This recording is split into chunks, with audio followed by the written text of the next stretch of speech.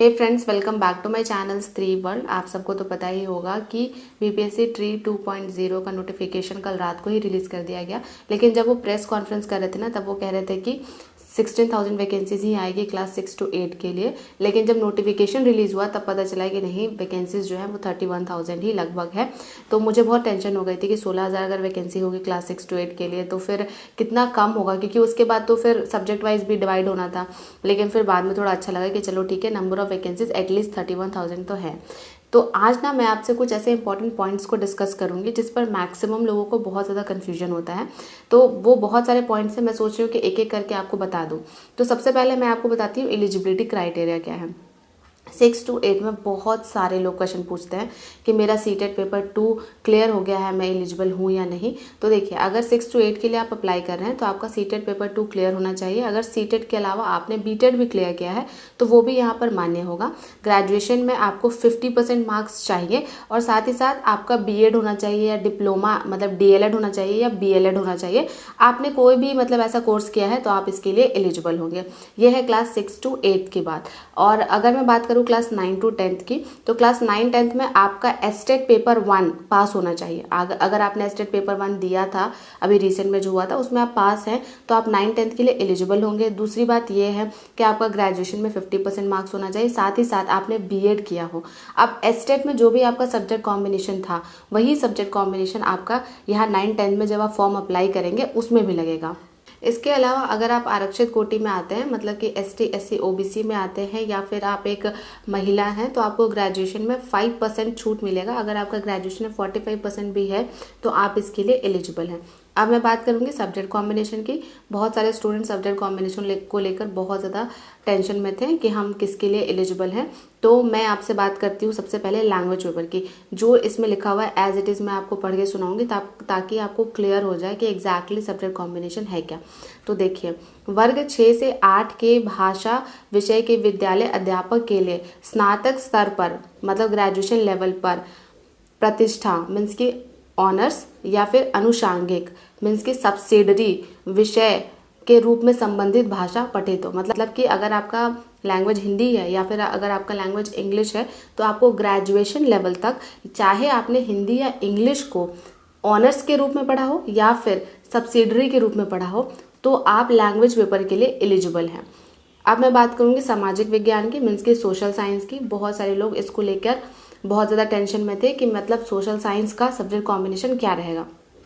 तो social science का subject combination कुछ इस तरह से है कि वर्ग 6 से 8 के सामाजिक विज्ञान विषय के अध्यापक के लिए स्नातक स्तर पर इतिहास, भूगोल, राजनीति शास्त्र, दर्शन शास्त्र, अर्थशास्त्र, वाणिज्य मीन्स कॉमर्स, मनोविज्ञान, समाजशास्त्र, गृह विज्ञान में से कोई 2 विषय स्नातक स्तर पर पठित हो। मतलब इतना जो सब्जेक्ट दिया हुआ है इसमें से कोई भी 2 विषय अगर आपने ग्रेजुएशन में पढ़ा है तो आप सोशल साइंस के लिए एलिजिबल हैं।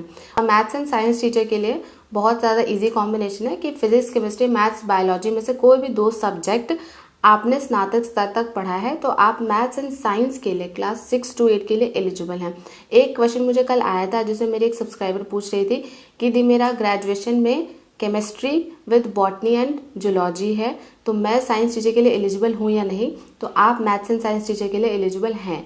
अगर कोई स्टूडेंट है जिसका मैथ्स ऑनर्स है, सब्सिडरी फिजिक्स एंड केमिस्ट्री है तो वो भी एलिजिबल है। कोई फिजिक्स ऑनर्स है, सब्सिडरी केमिस्ट्री एंड मैथ्स है तो वो भी एलिजिबल है। मीन्स कि यहाँ पर फ्लेक्सिबिलिटी बहुत ज़्यादा है सब्जेक्ट्स की, और मुझे नहीं लगता है कि कोई ऐसा स्टूडेंट होगा जो कि इतने सारे ऑप्शंस दिए हुए उनमें से उनका सब्जेक्ट फॉल ना कर रहा हो। तो आप एक बार चेक कर लीजिए, अगर आपका ये सारा सब्जेक्ट है, चाहे वो सोशल साइंस हो या फिर साइंस हो, तो आप 6 to 8 के लिए एलिजिबल होंगे। अब मैं बात करूंगी एग्ज़ाम पैटर्न की कि एग्ज़ाम कैसे होगा।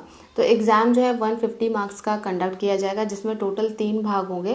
पहला भाग जो है वो लैंग्वेज पेपर का होगा, मतलब इसमें हिंदी और इंग्लिश के क्वेश्चन पूछे जाएंगे। टोटल 30 क्वेश्चन पूछे जाएंगे और हिंदी के 22 क्वेश्चन और इंग्लिश के 8 क्वेश्चन पूछे जाएंगे।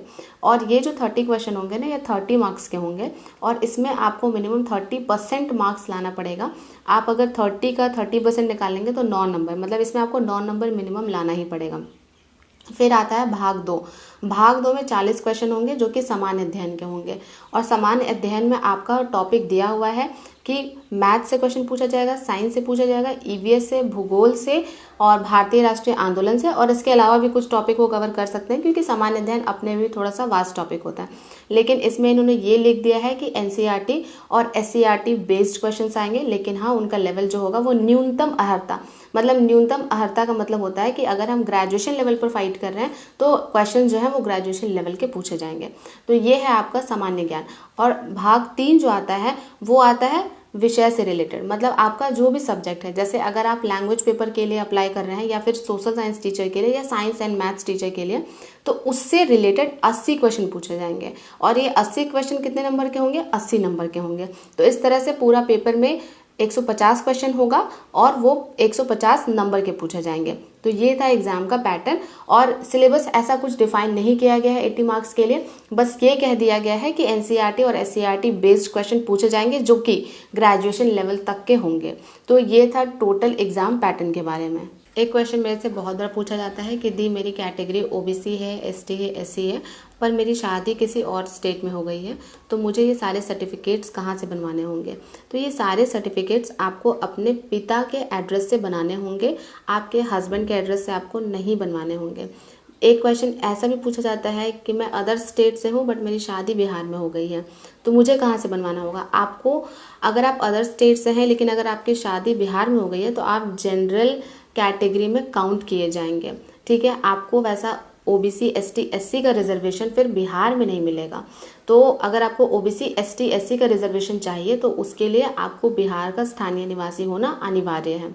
अब मैं बात करूंगी एस्टेट सर्टिफिकेट के बारे में, क्योंकि बहुत सारे ऐसे कैंडिडेट हैं जो कि अपना सर्टिफिकेट डाउनलोड नहीं कर पाए हैं और उसका साइट ने एकदम क्रैश हुआ पड़ा है।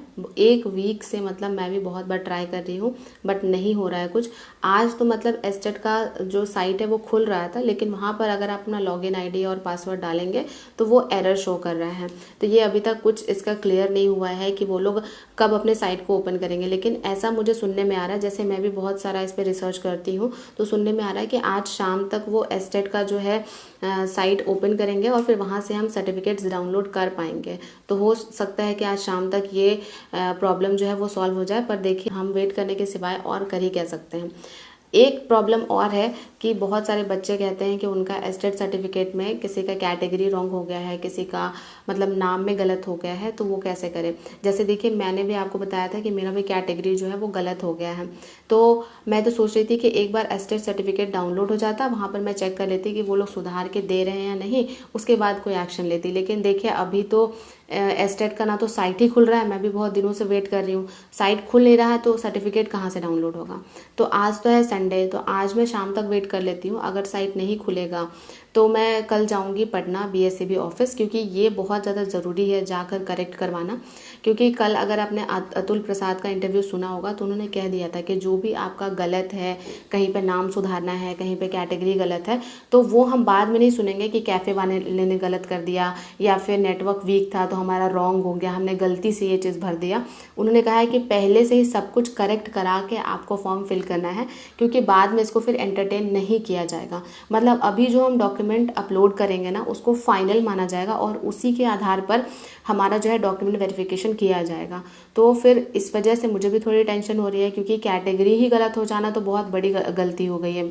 तो मैं सोच रही हूँ कि कल मैं जाऊँगी बीएससीबी ऑफिस और वहाँ पर देखती हूँ कि क्या होता है, और वहाँ जाने के बाद जो भी वो कहेंगे, क्योंकि देखिए ये एक प्रॉब्लम है जिसको उनको सॉल्व करना ही पड़ेगा। हम ऐसा नहीं कर सकते ना कि एस्टेट में मेरा कैटेगरी रॉन्ग हो गया तो मैं 9-10 का फॉर्म ही नहीं भरूँ, ऐसा तो बिल्कुल भी नहीं हो सकता है। मतलब इसको किसी न किसी तरीके से सही मुझे करवाना ही पड़ेगा। तो कल तो मैं जाऊँगी और वहाँ पर जो एक्सपीरियंस रहेगा मैं आपको ज़रूर बताऊँगी ताकि आपको भी मदद मिल सके, क्योंकि ना ये केवल एक स्टूडेंट के साथ नहीं हुआ है, ये बहुत सारे स्टूडेंट के साथ हुआ है जिनका नाम में गलत है, और कुछ स्टूडेंट का तो सब्जेक्ट कॉम्बिनेशन ही गलत हो गया। उनका तो सुन के मुझे बहुत बुरा फील होता है कि मतलब ऐसा क्यों कर रहे हैं, मतलब ऐसा उनके साथ हुआ क्यों, या तो उनको सब्जेक्ट कॉम्बिनेशन के बारे में पता नहीं था, और अगर मतलब एक लड़की का तो मैंने ये सुना था कि वो कह रही थी कि मेरा हिंदी सब्जेक्ट था, मैंने हिंदी से फॉर्म फिल किया लेकिन उसका सब्जेक्ट ही गलत आया एडमिट कार्ड में, बताइए। तो ये सब प्रॉब्लम्स हैं स्टूडेंट्स के साथ। तो मेरा तो बहुत छोटा सा प्रॉब्लम है कि मुझे बस कैटेगरी को अपना सुधरवाना है। तो वो तो मैं कल जाऊँगी और फिर आपसे शेयर करूँगी अपना एक्सपीरियंस कि वहाँ जाने के बाद क्या क्या बोला गया और इस प्रॉब्लम को हम कैसे सॉल्व कर सकते हैं। आई होप आपके जितने डाउट्स थे उनको मैंने कोशिश की है क्लियर करने की, लेकिन फिर भी अगर आपके कोई डाउट है तो आप कमेंट सेक्शन में कमेंट कर दीजिएगा। मैं नेक्स्ट वीडियो में उसके लिए कुछ ना कुछ सोल्यूशन बता दूंगी। तो बस आज की वीडियो में इतना ही। अगर वीडियो अच्छी लगी हो तो लाइक करें, चैनल पर नए हैं तो सब्सक्राइब करें। मिलते हैं नेक्स्ट व्लॉग में।